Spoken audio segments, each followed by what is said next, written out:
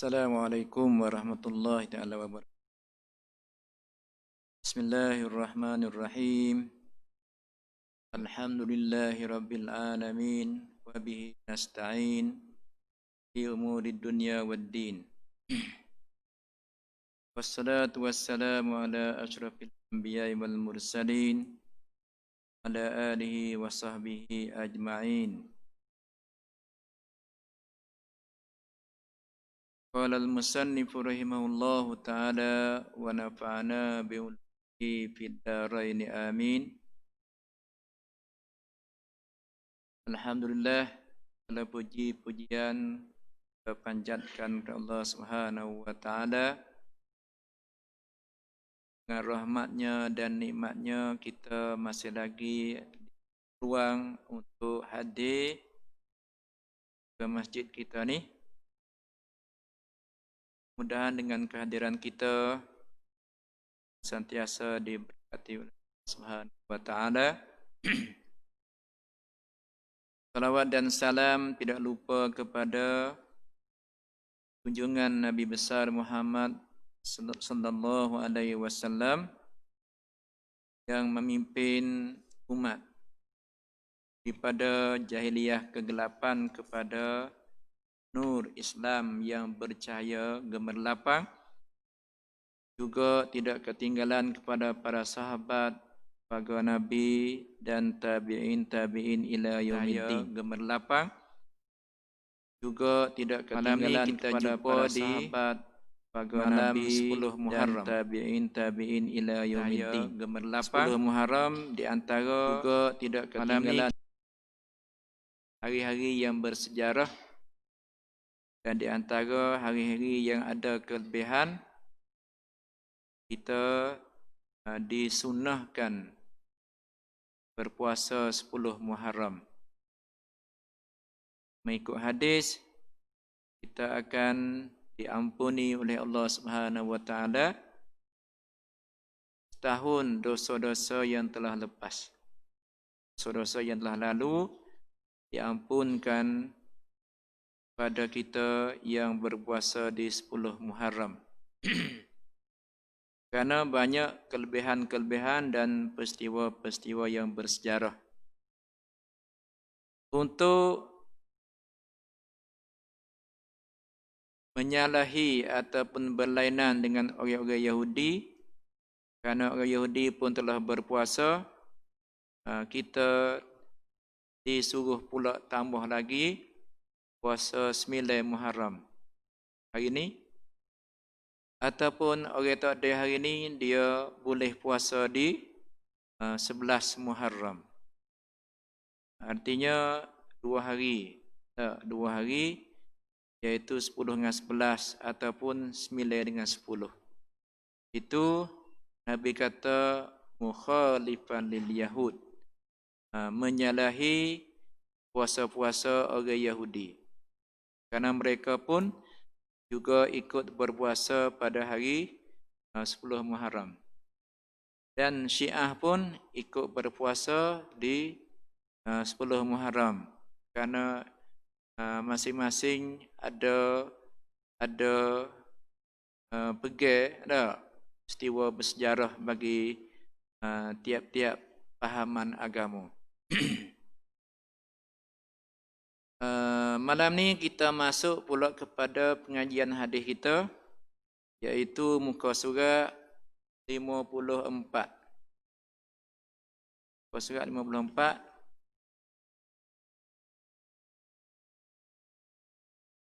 Agak-agak kalau dia kita pergi habis malam ni. Kalau dia. Niat nak wida semua tapi tak ada semua. Panjang bab azan ni. Sehingga banyak siri dah kita masih lagi berada di bab azan. Hadis yang ke-11 iaitu wa an Abi Sa'id Al-Khudri radhiyallahu anhu qala Rasulullah sallallahu alaihi wasallam idza sami'tumun nidaa Faqulu misla ma yaqulul muazzinu muttafaqun alaih. Hadis daripada Abi Sa'id Al-Khudri, Nabi Muhammad bersabda, Rasulullah bersabda, Iza sami'tumun nida, apabila kamu mendengar akan seruan. An-nida iaitu seruan, panggilan. Panggilan apa dia? Panggilan untuk datang pada tempat sembahyang. Mari tempat sembahyang. Itu seruan. Sebaik-baik seruan iaitu seruan azan. Bila kamu dengar akan seruan, orang bel. Orang bel tu dalam nas hadis dia tak sebut di awal tu, sebut di akhir. Di awal cuma ada iza sami'tumun nida, bila kamu dengar akan seruan panggilan faqulu misla ma yaqulul muazzin, maka kata pula oleh kamu seperti apa yang dikata oleh orang yang bang itu. Bila kita dengar orang azan, duduk dekat ke duduk jauh ke, maka kita disuruh kata, ataupun bahasa mudahnya disuruh jawab. Jawab panggilan itu mengikut apa yang dia kata. Mengikut apa yang dia kata. Lepas tu, artinya dia kata Allahu Akbar, kita pun kata Allahu Akbar. Dan ada hadis lagi, tepat dikecualikan. Hadis di bawah tu. Dalam hadis yang kita baca ni, istifadah ataupun dapat ambil faedah, ambil faham daripada hadis ni, iaitu sunat bagi yang mendengar azan, bagi dengar bel ni, jawab azan. Bukanlah wajib juga, sunat jawab azan. Dan orang menjawab tu boleh jawab keadaan orang menjawab azan tu, tak kira lelaki, perempuan, berhadas kecil, berhadas besar, berwudu, tidak berwudu. Hanya dua masa, dua tempat sahaja yang tidak boleh jawab azan, iaitu masa duduk dalam tandas, ataupun masa kita buang air kecil ataupun buang air besar, dan masa sedang bersetubuh. Masa sedang bersetubuh. Lain pada tu disunatkan semua. Lain pada tu sunat semua. Tak kira, boleh pahala belaka. Orang duduk dalam hadas besar ke, hadas kecil ke, haid ke, nifas ke, wiladah ke, gana ke, semua tu dihukumnya sunat menjawab azan. Sebab azan itu ialah zikrullah.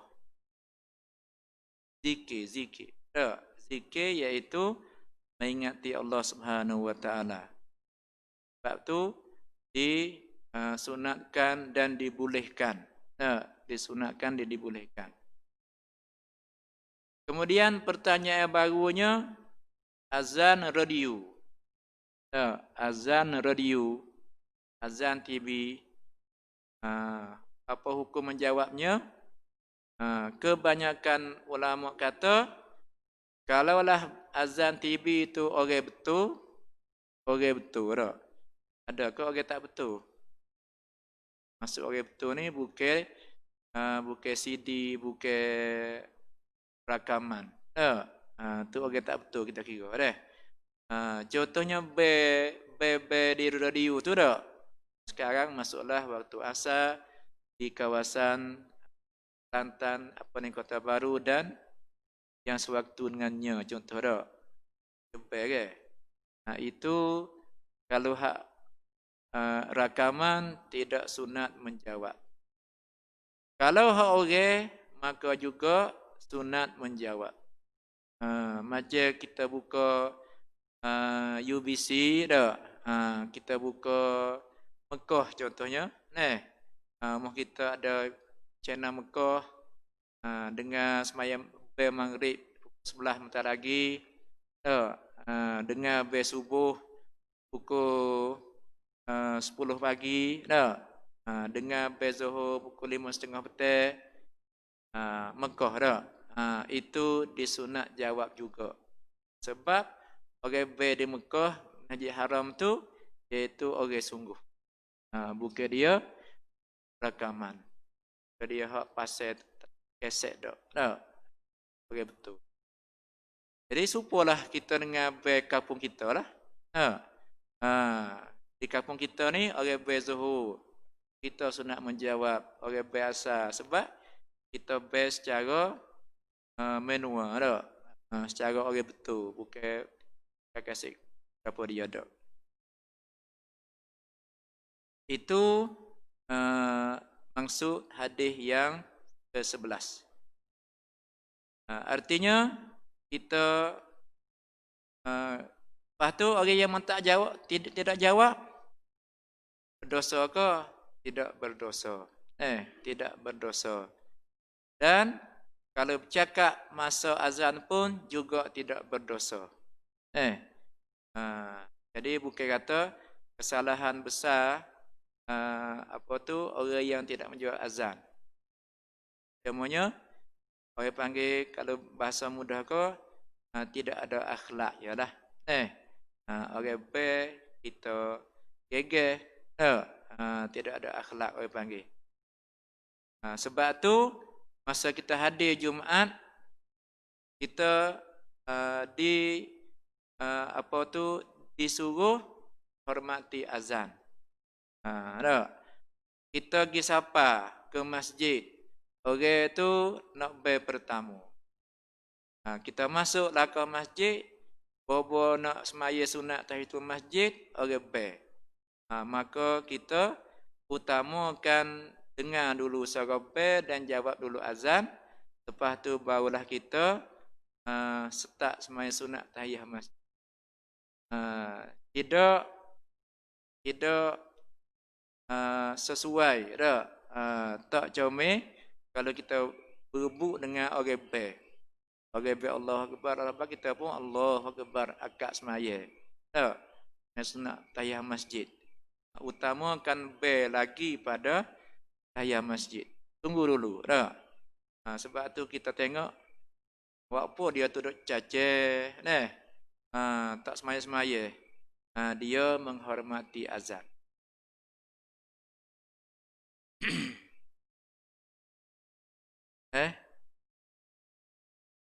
Buah tu sanilah. Buah dah. Buah tu orang panggil tidak ada akhlak lah. Tidak ada akhlak masa mengalunkan azan. Dan tidak siapa berdosa lah. Penuh akhlak. Tak ada akhlak. Patutnya dia kena hormati azan. Habis itu. Ada yang ke-12. Wa an Umar radhiyallahu anhu fi fadlil qauli kama yaqulul muazzin kalimatan siwa al-hay'alataini. Ayaqul la haula wa la quwwata illa billah. Hadis daripada Umar bin Al-Khattab.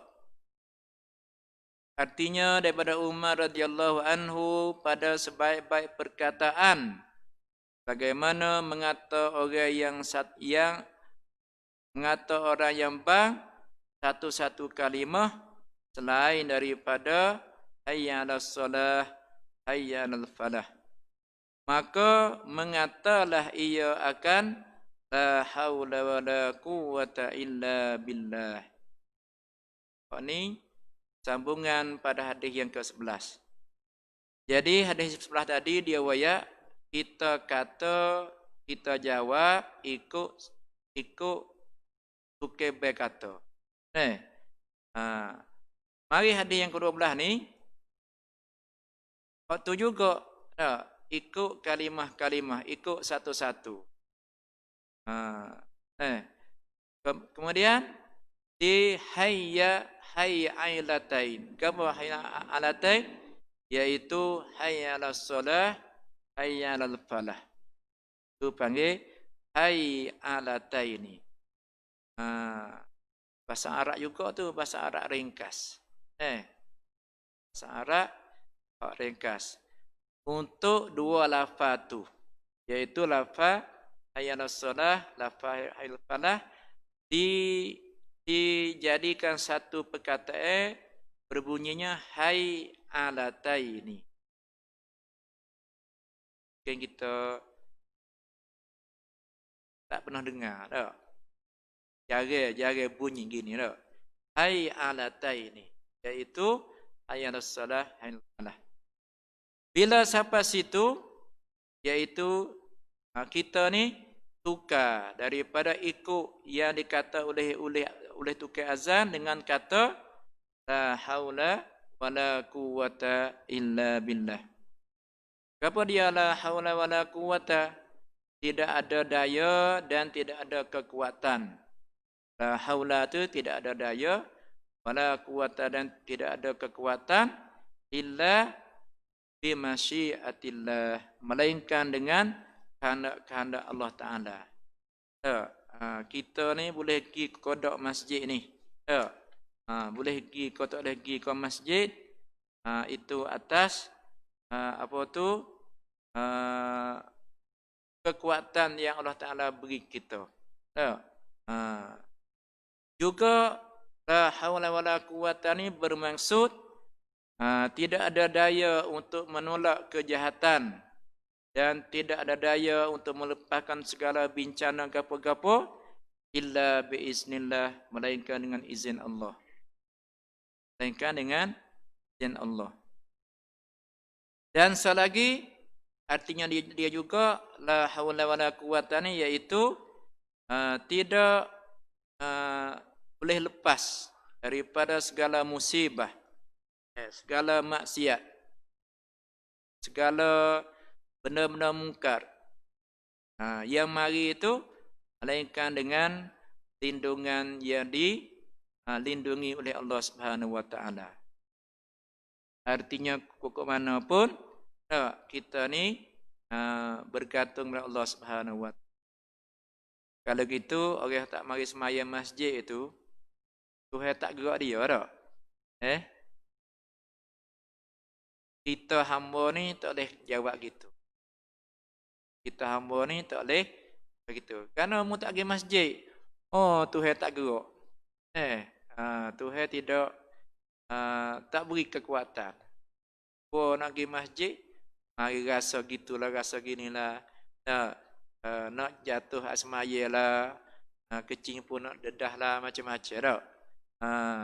Saya kata. Jadi kita hamba ni tak boleh kata gitu. Kita hamba ni itu walaupun Tuhan itu berlaku-laku, tapi Tuhan beri pada kita alat pencederaan yang 5 supaya tengok mana jalan baik, mana jalan buruk. Inna hadainahu sabil imma syakiran wa imma kafura. Tuhan kata dia we dah jalan buruk dan baik dan buruk tu ada dah depan. Munggi munggi sendiri, mu tengok dah, mu timbang sendiri, mu fikir sendiri. Pula kalau pergi buah kedai kopi boleh pergi sangat tak? Sejak tak apa lagi kalau buah kedai kopi. Muncul baru ni PKP, tak payah duduk kedai kopi. Kalau belum PKP tu banyak kedai kopi pada masjid. Jadi perkataan ini la haula wala quwata ni juga anak Nabi ajar supaya kita tu hak naknya bersemangat. Bersemangat. Bila dengar suara azan, bersemangat nak pergi masjid. Tapi masih lagi tak seru dah. Kita tengok tengok tu lah. Masih lagi banyak orang tak seru dengan suara azan. Banyak sangat. Tak? Tahulah. Nak guna suara lagu mana. Tak? Suara azan pun tidak rasa seru. Tu suppose kalau tak? Bagi ayat tu lah. Tahun ke setahun pun ayat yang sama. Cuma dia tahu waktu ialah. Tahu waktu. Tahu dah weh. Asal dah weh. Tapi diri itu tidak berubah. Ini penyakit yang ada dalam masyarakat. Habis itu bab jawab azan. Jawab azan bila sampai di solah ataupun hayal falah. Karena hayal solah ajak wayak kata marilah kepada sembahyang. Hayal solah mari we semaya. Bahasa mudah. Hayal falah mari we untuk dapat kejayaan. Mari untuk dapat kejayaan. Tak apa aku berjaya dah. Harta ada dah. Kemudahan pun banyak. Anak pun ada. Cukup dah kemenangan dunia. Tapi hak tu hewayat tu ialah kemenangan yang kita belum jumpai. Kemenangan yang kita tak temu lagi. Kemenangan yang kita tak nampak. Yang seperti Nabi sifatkan kata surga ni ma la ainun ra'at wala uzunun sami'at. Surga esok-esok tu benda yang tak terlitah pun di mata kita. Macam mana nikmat surga. Dan kita tak pernah dengar pun di telinga kita lola ni. Apa yang kita dengar di telinga kita tu benda lekeh dengan surga Tuhan. Apa yang kita tengok di mata kita benda lekeh saja di surga Tuhan. Mana ayat lagu mana? Tahu? Tak? Ayat falah tu kebahagiaan. Tahu mana kebahagiaan? Hak Nabi sifat tu. Tak? Ma la ainun ra'at wala uzunun sami'at. Itu ialah surga Tuhan. Habis. Hadis seterusnya. Wa an Utsman bin Abil As radhiyallahu anhu qala ya Rasulullah ij'alni imama qaumi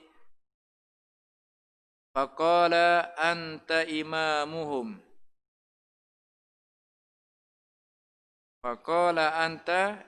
imamuhum waqtadi bi ad'ifihim wattakhiz muazzinan la ya'khuzu ala azanihi ajra rawahul khamsatu wa hassanahu at-Tirmizi wa sahhahahu al-Hakim.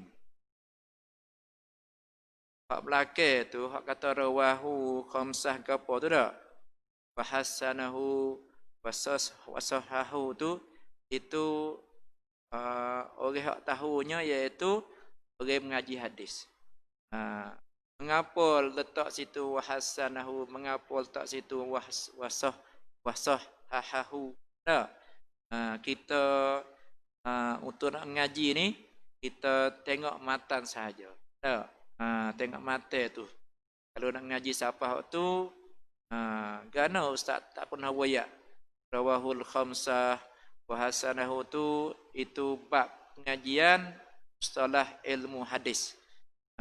Kita mengaji ni nak tahu isi hadis tu apa dia. Hadis yang ke-13 ni berkata Utsman bin Abil As. Utsman bin Abil As ni bukan Utsman bin Affan. Orang lain pula ni. Sahabat lain pula nama Utsman bin Al-As. Ya Rasulullah, jadikanlah aku akan imam kaum aku. Utsman ni minta dari Rasulullah supaya lantik dia sebagai imam bagi kaum dia. Kaum dia siapa dia kaum dia? Iaitu sebut dalam kitab lainnya dia kata kaum dia iaitu Bani Sakif. Bani Sakif ni satu kabilah yang besar di Madinah. Bani Sakif. Orang Arab ni dia bersuku-suku, berkabilah. Sama lah tempat kita ni di Indonesia. Ataupun di Sabah Sarawak. Kita di Semenanjung ni rasanya tidak ada suku dan tidak ada kabilah. Orang Arab dia ada kabilah dia ada perceme dia, puak-puak dia. Supaya juga dengan orang Indonesia ada. Dan dia kalau nikah kahwin pun dengan puak-puak dia. Payah nak nikah dengan suku-suku lain. Arab pun sama. Kita sini boleh nikah belaka. Kelantan dengan Johor ko, Kelantan dengan Perak ko, Kelantan dengan Selangor ko, tak kira kata, dia tu suku kaum gapo dia, tidak. Arab ni ada suku dia. Jadi Utsman bin Al-As minta dari Nabi supaya lantik dia jadi imam kepada kaum dia, pada puak dia. Imam ni kira besar lah dalam hal bab agama ni.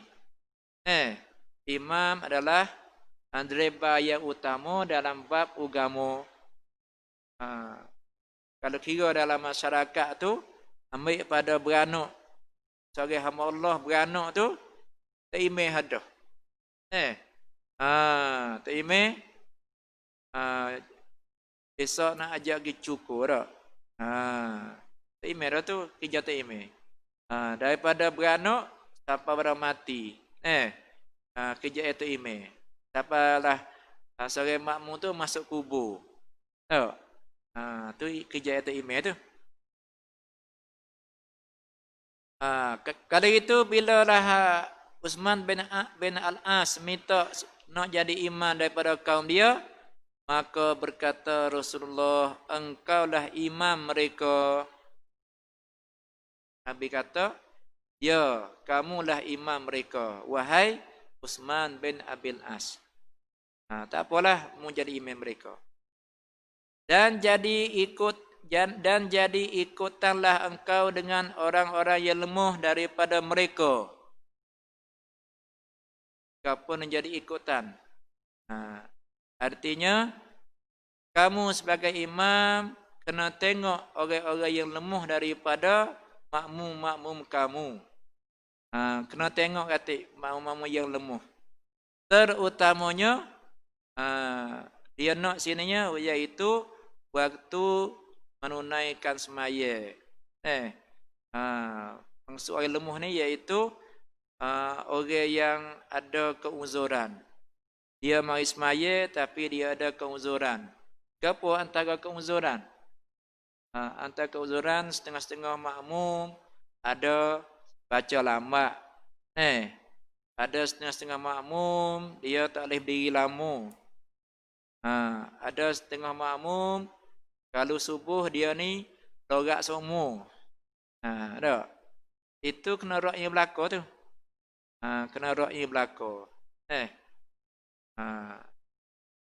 Ada di antara kalaulah seimeh tak pandai ra'i kok, makmum tu tak ngepek mulut ni dak. Ngepek oleh hati. Kalau lambatnya. Lambatnya nak boleh rokok. Baca ayat panjang dia kata. Macam-macam lah. Ada. Kena ra'i. Ra'i makmum.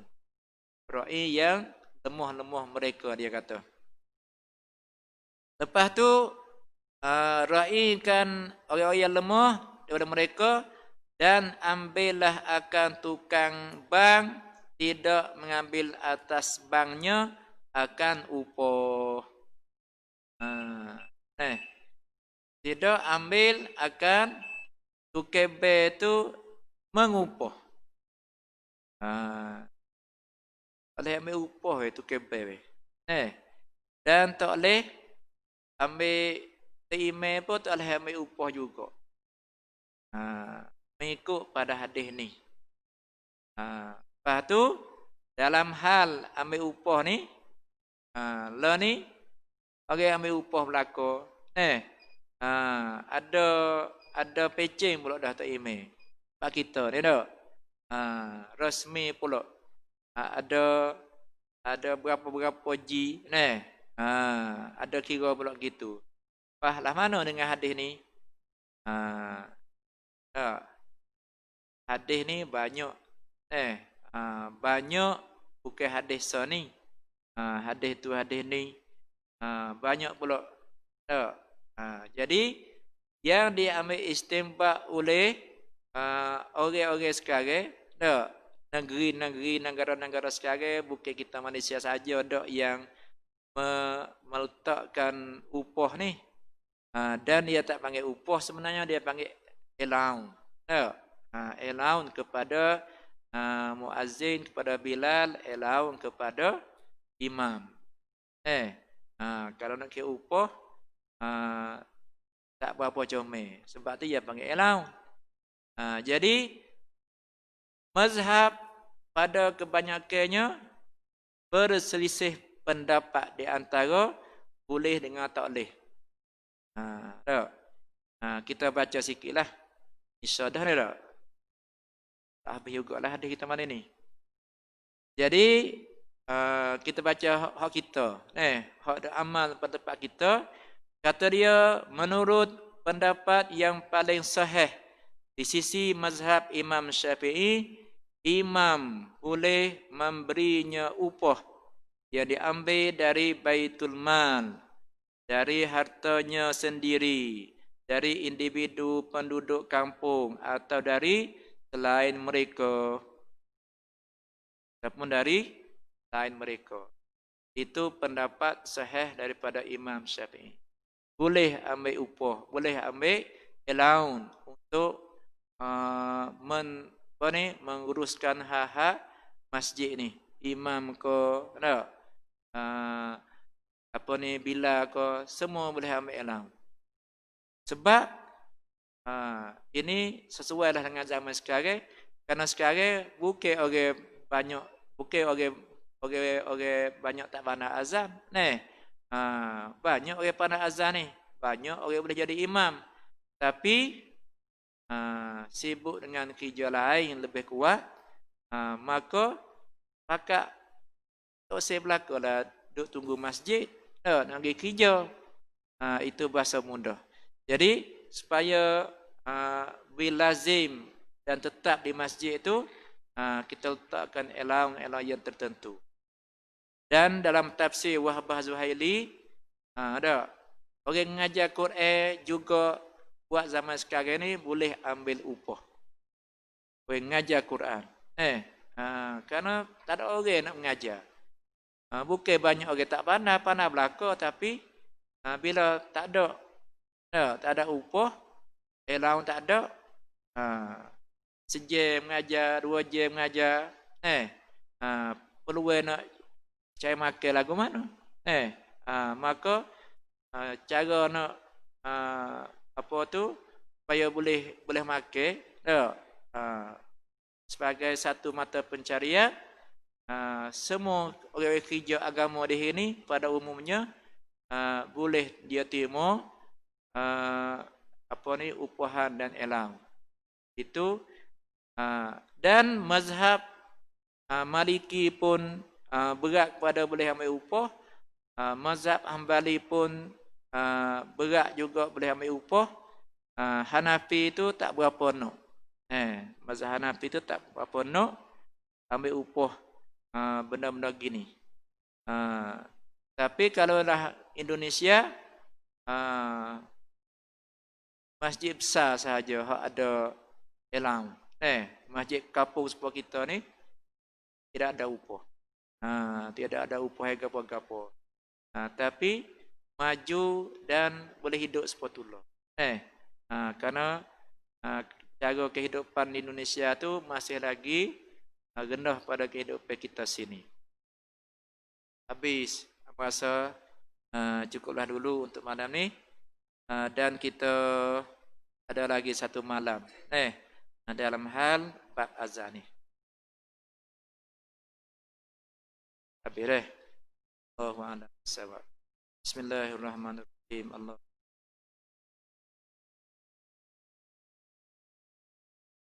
Allahumma zakirna minhu ma nasina.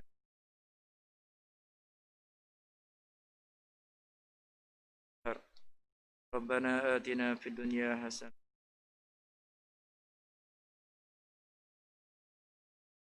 Akhirah.